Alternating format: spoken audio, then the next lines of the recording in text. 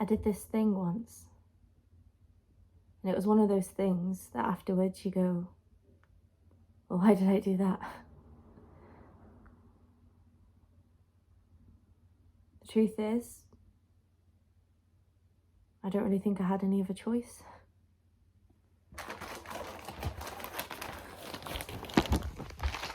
He lived at the end of the lane.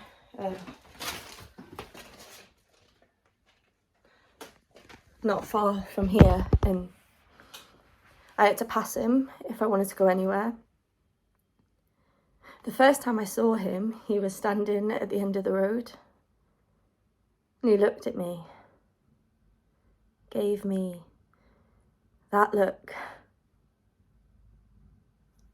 Because men like him, they don't see women as people or as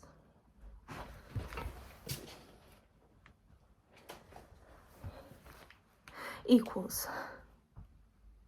They're there to give us the once over, see if we're worth a second glance or some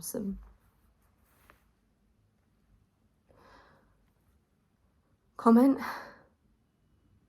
They're there to decide whether to lift us up or to smack us down, to make ourselves look pretty.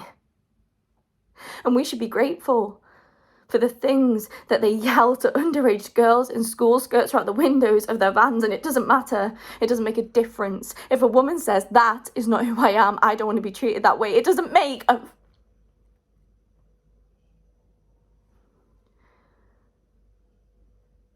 difference. Or change the fact that that is how they see you. So that is how they'll treat you.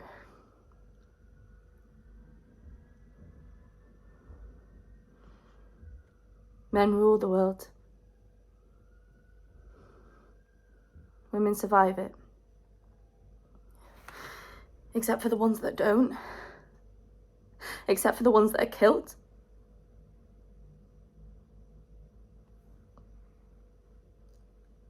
Or raped, or murdered. And it's worse. It's worse if you're a gay woman, because then the rape jokes, they're just acceptable. Expected. And you're supposed to just laugh it off, or...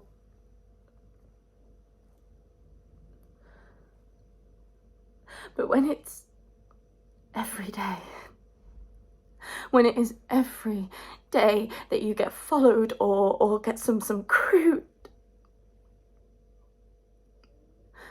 all those days, all those nights stuck inside the house because I knew he was out there.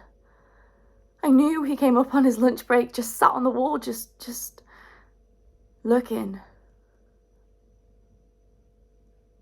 And I told the police. And they gave him a caution. Told him it probably wasn't a good idea.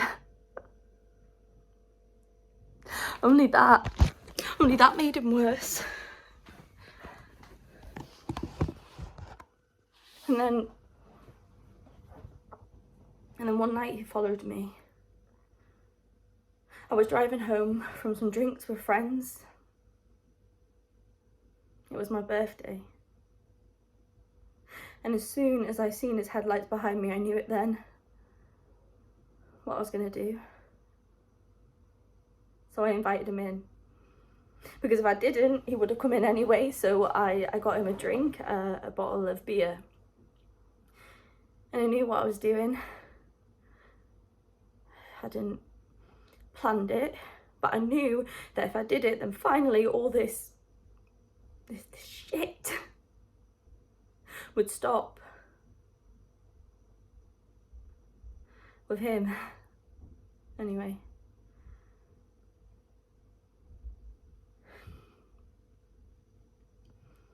And so I poured some morphine that I still had in the cupboard from when my wife was dying in it. In the bottle. And something else, I don't remember what, some something from the vets. Some painkillers they gave us for the dog. And I just poured it in. And I gave it to him. And as he drank it, we sat on the sofa. And he told me that he knew I'd give in eventually. That I'd always wanted it. It didn't take long. A couple of minutes, I don't know.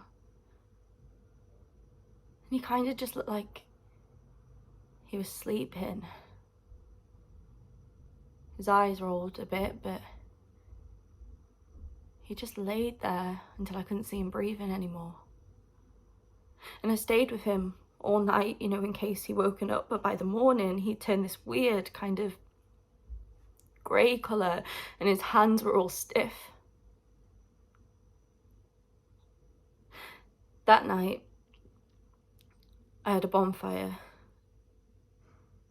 with him in the middle, and I put all the bones and pieces of him I could find in a bag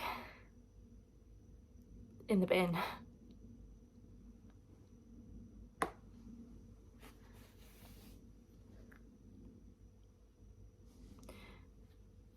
The police never came.